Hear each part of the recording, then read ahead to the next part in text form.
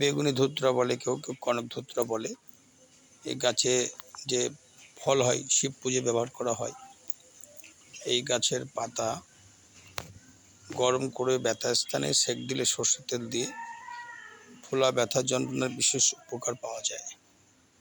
Plus এই গাছের পাতা রস করে 1 কাপ রস আর 2 কাপ সরষের তেল, 1 চামচ কালো জিরে এবং 15টা গোলমরিচ একত্রে বেটে এটাকে ভালো করে ফুটিয়ে শুধু তেল থাকতে নামিয়ে নেবেন।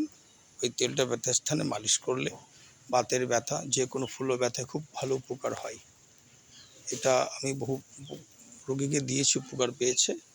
আপনারাও ব্যবহার করবেন। এটা হচ্ছে কনক ধুতরা। এটা কনক ধুতরা হতে হবে, যেটা বেগুনি কালার, অনেকেও কালো ধুতরা বলে। হ্যাঁ, খুব ভালো উপকার হবে।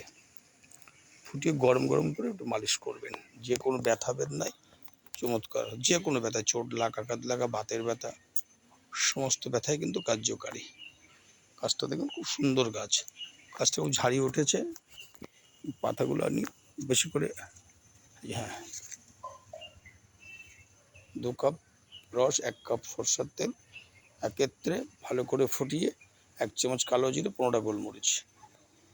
এই তেলটা ভালো করে ফুটিয়ে শুধু তেল থাকতে নামিয়ে নিতে হবে।